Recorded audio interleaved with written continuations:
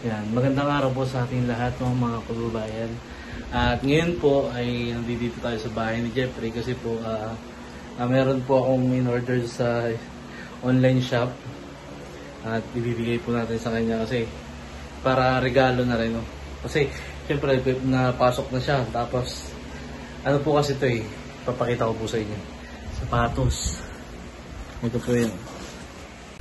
Yan po mga kababayan. May order po sa TikTok shop. At ibibigay po natin kay Jeffrey yan. Hindi niya po yan alam kasi syempre, naregalo ko po sa kanya para at least dahil po napasok na po siya sa school. Yan po yung regalo ko sa kanya. Kasi po, nandito po tayo sa bahay ni Jeffrey ngayon. At dito po kasi ako natutulog kasi po pagka may trabaho po kasi ako, dito ako nagdidiretso para po may kasama din si Jeff. Tapos ngayon po kasi ay ang pasok niya ay 1:00. Ngayon po ay 11 na. So mamaya ibibigay po natin yung ating regalo kay Jeff. Tara po, samahan niyo po ako mga kababayan. Hindi po tayo maingay kasi si Jeffrey nasa labas lang po na nasa kwarto po kasi niya ako. Ngayon mo mapapasin po ninyo, nandito po ako sa kanyang dito po sa higaan. Nasa kwarto po kasi ako. Si Jeffrey po sa labas kasi nag-aaral siya para mamaya. Kasi gusto niya may matutunan siya ulit bago pumasok. Kaya ngayon isa-surprise natin si Jeffrey kasi binili natin ito para sa kanya. Yan, samahan niyo mga kababayan.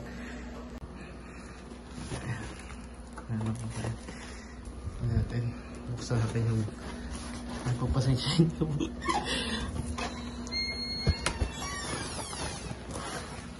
Jeff?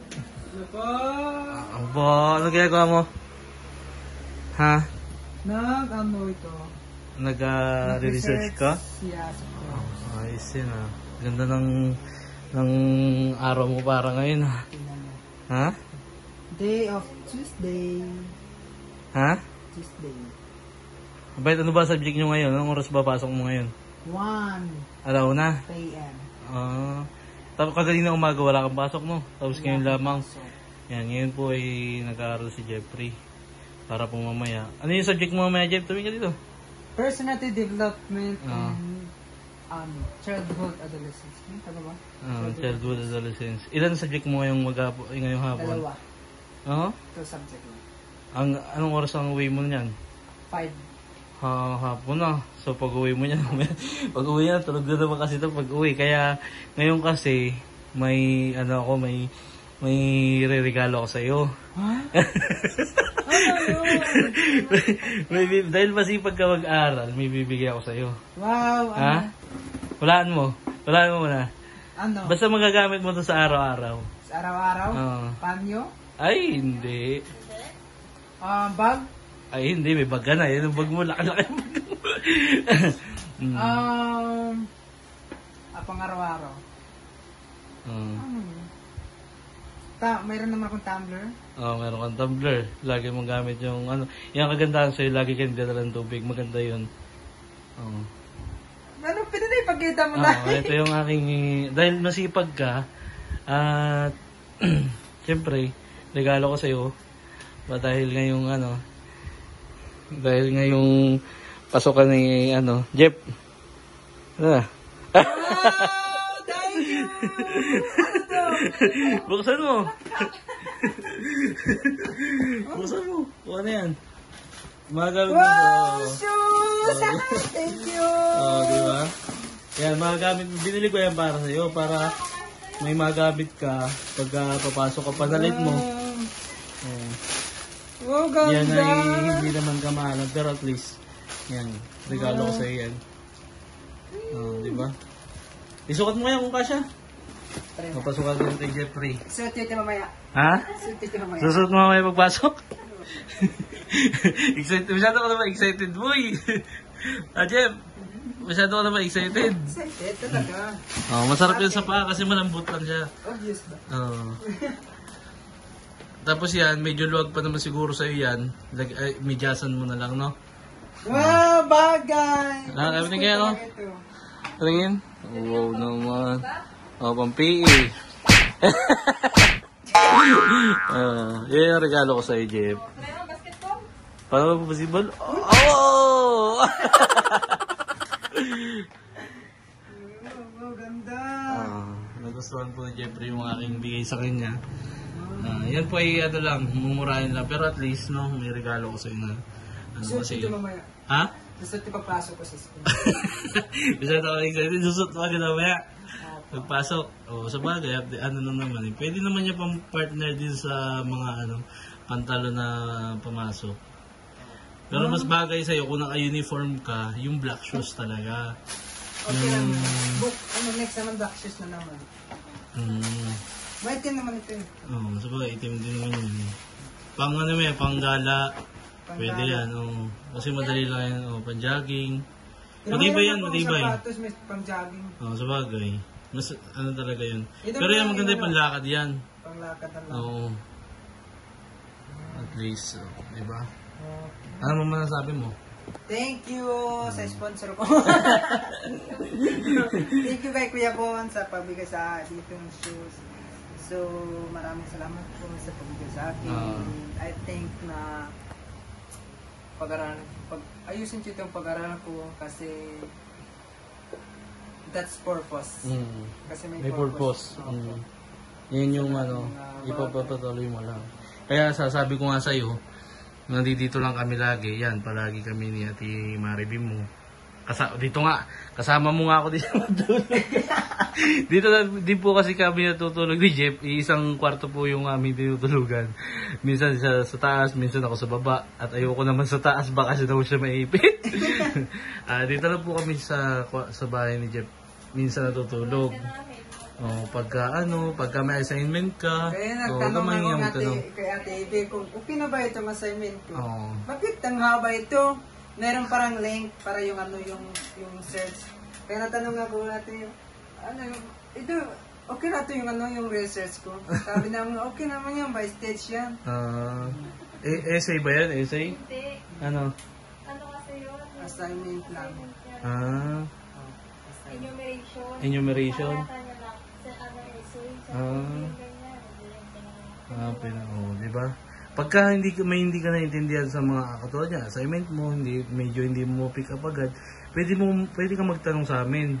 Yan, lalo sa Ate Ibi mo, Filipino major din yan, graduate yan ng Filipino major, teacher. Para at least, pagka may gusto kang malaman, itanong mo lang sa amin kasi pagdaan na din namin yung pinag-aralan. Jeff, yan. Sabi ko nga sa'yo, pagka kailangan mo ng magpaturo, huwag ka mahihiyang magtanong sa amin. Kasi nandito lang naman kami ni Ate Ibi mo, ako, si Tito Lord J, para at least mag-guide ka namin, no? Sa pag-aaral mo. Para pagka nahihirapan ka, hindi sa bagay, tingin ko naman di ka mahihirapan, magaling ka eh. Diba? Magaling, masinop, masipag. Tapos kasi, si Jeffrey po kasi, ang trabaho niyan talaga dito, pagka uwi niyan, yung nag-advanced learning na agad siya. Jeff, no? Kaso kagapon, nag-exam, problema pa. Sa mat daw po mga kababayan, sa mata, 10 out of 10, 9 daw siya, problema siya. Bakit yung isa pong tanong ay nagkamali pa po siya. sabi ko, problema ka pa, 9 na yung score mo. Ang gusto kasi ni Jeffrey po, pagka nakukonfuse siya sa isang bagay, sa isang tanong, lalo sa mga question na hindi niya nasagot, ang gusto niya, pag uwi sa bahay, pag-aaralan agad. No, Jeff? Kasi yun ang maganda talaga, the best talaga yun. Diba yung number? So, diba nagsimula ang matematika dahil lang sa number? Oo. Dahil sa number, but nasabi na universe? So, yun, hinihingi mo yung parang hindi ko naintindihan. So, gusto mo yung may explanation bakit yun. Yun po kasi yun ang kagandahan kay Jeffrey na nakukonfuse siya sa isang tanong na hindi niya naiintindihan pero gusto niyang malaman kung ano yung dahilan, di ba? Oo, maganda po yun sa ganun kasi hindi mo naman sa totoo lang po, sa isang banda po kasi, ang isang tanong kasi, kung halimbawa hindi nalaman ng bata, talagang magtataka siya, bakit nagkamali ako? Ano ba yung dahilan? Ano ba yung talagang ang gusto ni Jeff, yun, pag-aaralan niya. Tapos doon lang ako nakurig yung mga pangalan ng mga hero, ng mga in-in. doon pala tumama. Doon ako, Pero ngayon, may assignment ka na. Opo, may assignment. Sino? Kaya patingin ng gawa mo. Na-finish naman ko yun. Saan ka gumawa? Sa research dito. Sige nga, patingin niya. Bukusan mo nga yung laptop mo. Okay. Napakalaking tulong talaga nung laptop para kay Jeffoy. So, the stage of child development from infancy to adolescence. So, ito yung mga stage yun. But hindi ko, ito yung kanina, pati pag ko, parang okay ito, pero parang mahaba. Wala bang wala ba yung parang direct na talaga? Kasi ito, in-explain pa talaga ito, sa simula sa development, yung pagkabata, yung early. Ayan yung kanyang research. Kaya pa yung sa notebook mo, may mga nakasulat ka ng assignment dito. Di ba? Ayan. May mga assignment ni Jeffoy. Maganda siya magsulat. Hindi. Pangit ng ate ko. Pangit ng ate ko. Maganda ka magsulat, basta naiintindihan. Kung naiintindihan yan, alam mo, hindi naman sa ganda ng sulat ang masakit nakikita eh. Basta naiintindihan mo yung sinusulat mo, okay yun. Kaya dapat, okay lang yan. Pero maganda naman kasi parang easy siya kasi parang ganito siya. Nababasa. Naka-ano siya, naka-send. So ito yung ko yung kanina about childhood adolescence. Enumerate the stage of childhood adolescence. So, saan subject naman yan? Sa sa Filipino ito. Saan? Sa Filipino. Sa childhood adolescence. Or sa social science. Social science. Kaya ito yung ko, pero hindi pala may pala punta pala ako dito sa search. Kasi ito, search ito. So ito yung ito yung mga link niya. Tapos binasa ko ito kanina. Tapos, binasa mo na yan? Opo. Ito pala yung parang madali lang. Like like ito sa infancy. This foundational stage involves physical growth such as weight and development of motor skills like crawling and walking. Gusto yung bata pa siya, di ba? Pa siya. Parang yan po, tinatanong ko lang si Jeff, baka po kasi sa ating mga kababayan sabihin, inaabala ko si Jeff sa pag-review niya. Kaganina pa po niya yan ginawa. Ayan, sa tunayan po, ito po, tapos na po siya sa kanyang assignment. Tinanong ko lang siya para po makita ninyo yung ginagawa ni Jeff. Every nauwi siya ng bahay. Kapag halimbawa may assignment siya, paano ba yung ginagawa niya, saan ba agad siya magdadirect. Kasi ang automatic yan, pag may assignment si Jeff, hindi sa cellphone eh. Kasi sa laptop talaga siya, mas maganda po kasi sa laptop kasi makikita mo lahat, di ba? Opo, parang direct. Diba? Yan po mga kababayan. Ito yung mga reference. Ito yung di ba? Nakaano na dito. Kung dito pa ako kanina, kung dito pa ako kanina dito, sobrang haba talaga.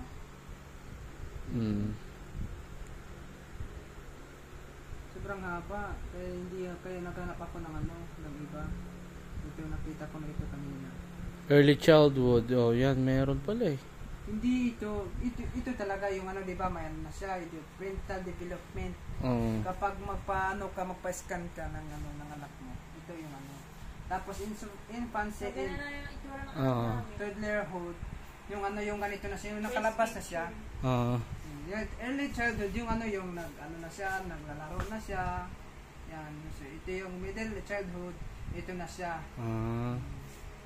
Ito na siya. Tapos adolescence, ito na. Tulad ng na. Mga binata na, dalaga. Dalaga na sila, ulitaw. Kaya naisipan ko, mabuti pa dito ako sa church. Church pala, so ito, yung parang lang, parang like ito, infancy, so like ito sa mga yung 2 years na, 2 taon na siya, so na siya, mag-working na siya, maglakad-lakad na siya, teenager na kung ano. Opo. Yung kaya cognitive development includes sensory motor, exploration, learning, through sense and movement, health, sa mga ano sa tapos. Pero natapos mo na yan, isulat. Meron pa ito na lang. Kaya pahinga na, kapag magpahinga ako, dito na naman ako cellphone, pagkatapos balik naman ako. Kasi mamaya, ang oras po kasi may 12 na. So, magpe-prepare na rin si Jeff para sa ano niya, sa kanyang pagpasok. So, hanggang dito na lang po yung ating vlog at mga kababayan, sana po isuportahan nyo po yung aming mga video ni Jeffrey, kasama si Jeffrey. Yan, araw-araw po tayo magbibideo at i-update ko po lagi kayo para po sa kanyang pagpasok. Yan, manood din po kayo sa vlog po ni PB on J. Siya po kasi yung nag-aatid sundo kay Jeffrey sa school. Siya po yung nag-aasikaso pag ng damit niya, pagpapasok. No, Jeff? Oh. Ngayon, may binigay ako sa iyong sapatos. Sana gamitin mo yan. Ngayon? Ngayon mo na agad yan gamitin. Gamitin mo na agad mamaya. At least, may magagamit ka na. Tapos, magbabay na tayo sa ating mga viewers. Okay, so babay na po sa lahat and salamat sa pag-support and subscribe po sa aming vlog, sa aming vlog po kay Brad TV. And then, huwag po kayo mag-alala, mag-aral ako ng mabuti. Tapos, shoutout po sa lahat ng, lalo na kay sponsor ko, lalo na kay Tita Debbie Bata, Tita Jasmine. So, ito po yung binigay ni Tita Jasmine sa akin. Mas malaking halaga po ito para sa akin. So, like sa research, like sa reporting, so, mayroon na akong laptop. Ngayon marunong ka na, natuto ka na. At saka yung ano lang, parang konti lang yung may laptop dun sa amin. Sabi. Parang, pagka kailangan lang naman dalhin yan, pwede dalhin sa school eh. Kapag kailangan mo. Kailangan lang yun, like report. Like report, and then kailangan sa mga laptop, dalhin ko dito. Kapag hindi kailangan, dito lang siya. Dito lang yung laptop kasi alam mo na kapag umuwi ako, research talaga ako. So malaking tulong po ito kay dito sa akin, Tita Jasmine, maraming salamat po. Lalo na po especially kay Daddy Paul. Ayun. Sa pong biyahero team, sila si Daddy Paul, maraming salamat po sa pagtulong sa akin. At lalo na po sa mga charity viewers, lalo na kay Piging Bombay, and then si Kuya Peter Paul, and then si Madam Yola. So maraming salamat po, at si Kuya Ralph, and please like and share po and follow, and then kay Kuya Onjay, PB Onjay, kay PB Onjay, at saka kay Tito DJ Venture, at si Mami PB, and don't forget kay Tris Marias, kay Nanay Nida, and then kay Tatay Herns. And don't forget, please like and share and follow sa videos. And I thank you. God bless us all. I love you. Bye-bye.